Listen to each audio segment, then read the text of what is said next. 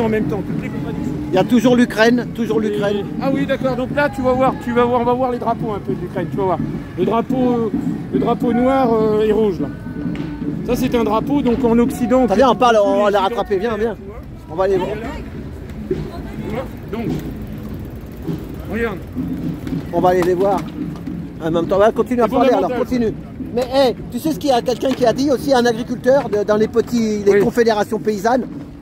Il paraît que 100 € dépensés dans le supermarché, il reste 6,50 € aux paysans. Oui, oui. Évidemment. Tu vois pas toi? Ah non, mais c'est une concurrence qui, moi je te dis qu'il y a, bon, c'est déjà de l'ultralibéralisme pur. Alors c'est pas connoté idéologiquement dans un premier temps, mais en même temps, ça va servir idéologiquement. C'est-à-dire que toutes ces contraintes, alors qu'elles soient de la paperasserie, de la tracasserie administrative. Oh, regarde là, il n'y a pas besoin d'aller plus loin. Tout ceci relève d'une même intentionnalité. Bon, là, je reviens au drapeau, là. On voit les drapeaux, là. Ouais. Nous avons le drapeau noir et rouge. Bon, c'est un drapeau de la bandera. La bande des comment? Les bandéristes, ce sont des gens ultra-identitaires en Ukraine. Bon, Bandera, vous pouvez chercher qui était Bandera. C'était un nationaliste ukrainien. Bon, qui se comprend dans le contexte de l'époque, évidemment, ils défendent leur identité. C'est normal, c'est logique. Je peux comprendre, mais en même temps, ici, en France, on condamne souvent des identitaires, des radicalisés, des gens qui sont attachés au terroir. On les qualifie souvent de fascistes, de n'importe quoi, alors que ça n'a aucun rapport. Hein, l'identité, c'est pas forcément, c'est pas spécifiquement du fascisme. Le fascisme, c'est particulier. Faut pas tout mélanger. Bah là, on a mélangé. Regardez regarde le drapeau européen avec le drapeau bandériste, avec le drapeau français, d'accord. Et il y avait le drapeau national ukrainien. Bon, tout à fait légitime ce drapeau-là, évidemment. C'est une nationalité dans l'ex-Union soviétique qui avait toute sa légitimité, évidemment. Elle a été reconnue par le pouvoir central. Il n'y a jamais eu aucun problème. Alors, tu t'y connais là-dessus? Non, non, je m'y connais superficiellement. Mais là, bon, je ne sais pas s'ils vont partir en manifestation. Regarde, la fille, elle en a un aussi dans son dos avec du mauve, là.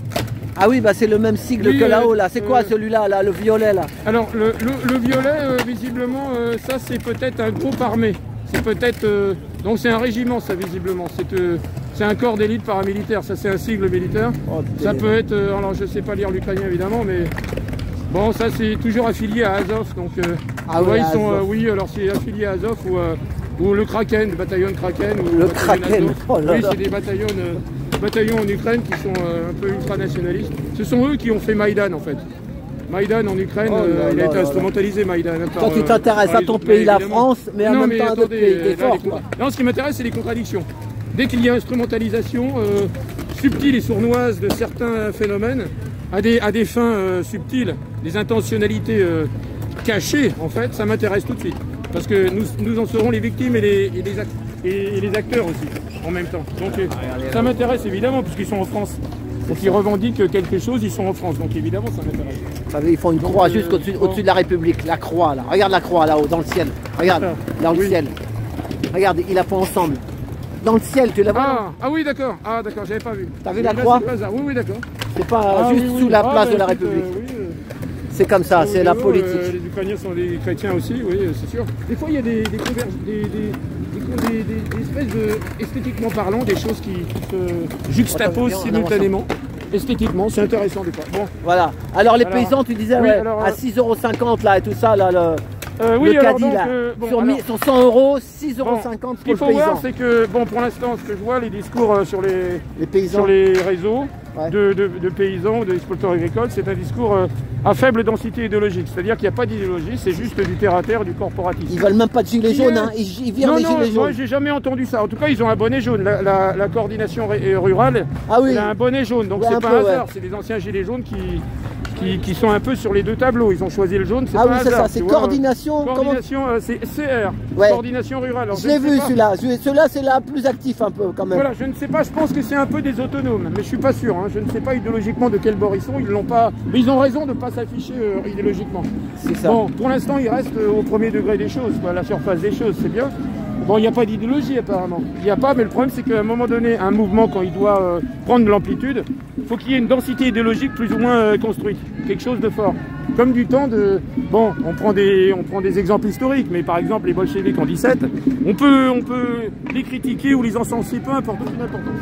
Mais il y avait une densité idéologique, c'est-à-dire qu'il y avait une arrière-cour, il y avait des penseurs y avait des théoriciens, il y avait des gens qui organisaient et une pensée structurante. Donc du coup, ils étaient capables les cadres, comme les cadres du parti radical, ou parti communiste, ou parti je sais pas lequel. S'accrocher. Alors évidemment, les partis sont décriés de nos jours. Mais bon, à un moment donné, bon, sans être un parti politique, il faut avoir un fondement idéologique. Alors du coup, je ne le vois pas, ce fondement idéologique. Parce que en fait, pour porter un mouvement, il faut aller au-delà de simples réflexes corporatistes qui sont légitimes.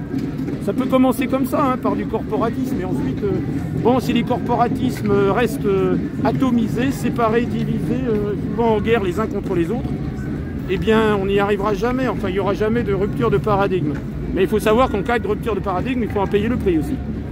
C'est-à-dire qu'il faut en payer le prix, il faut être capable d'être au rendez-vous de l'histoire. À chaque fois qu'il y a une rupture, évidemment, il y a eu des choses qui se sont passées. Historiquement, bon, je vous invite à regarder un petit peu, à potasser les livres d'histoire, ce qui s'est passé à chaque fois qu'il y a eu une rupture de paradigme. Ou de fausse rupture. Vraie ou fausse rupture. Mais quand c'est une vraie rupture, c'est dur aussi. Hein. C'est assez dur. Il faut assumer ensuite. Et souvent, les gens qui doivent assumer une rupture de paradigme, ils n'ont pas été à l'origine de la rupture. Ce sont des gens qui n'étaient pas dans le mouvement, dans aucun mouvement, et qui se retrouvent par hasard, au cœur d'une adversité sanglante ou meurtrière ou tragique. Ou, voilà.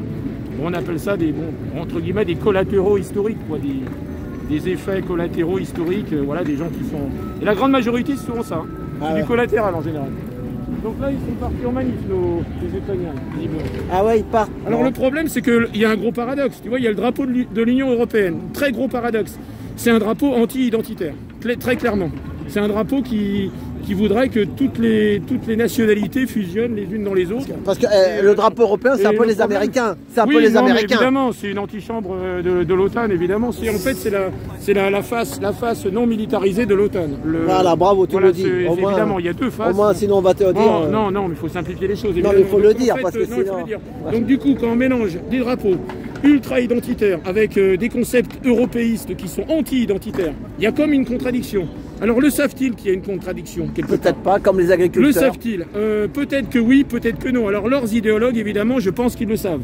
Mais ils jouent cette partition parce que ils ont considéré que la priorité, c'est de recevoir des armes et des appuis logistiques. Donc, mais ils le savent très bien. Alors, du coup, ils essayent de rassembler ce qui reste. En clair, ils jouent double jeu quelque part. Voilà, ils rassemblent ce qui reste. Ils pensent jouer une partition et au dernier moment pouvoir inverser leurs alliances. Mais là, c'est un jeu de dupes. Hein. On peut leur dire, c'est un jeu de dupes. Ah ouais. Non, on peut pas jouer comme ça l'ambivalence. Parce qu'à un moment donné, c'est... Bon, à un moment donné, ils vont perdre le contrôle de la situation. Voilà. Bon. Tu sais quoi, moi, je ne vais pas juger les gens qui sont sur le terrain. En général, c'est tragique le terrain. C'est ça. Et le sang est versé, les familles attendent leur mari, leur femme qui est sur le terrain dans une tranchée. Je respecte toujours ça. Donc moi, je dénigre jamais les gens qui donnent leur sang sur un terrain d'opération, jamais. C'est ça. C'est quand même on parle de sang, on parle de vitalisme, du vitalisme, c'est-à-dire le courage aussi. Il y a tout ça. Hein.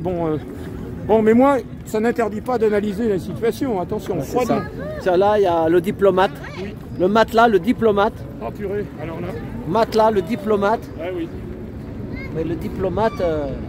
C'est aussi une œuvre conceptuelle. Là, tu l'as intégré dans l'IA, ça devient une œuvre conceptuelle. C'est ça. Tu vois? Le diplomate, un concept antinomique. Le diplomate, place de la République. Eh ben voilà. Avec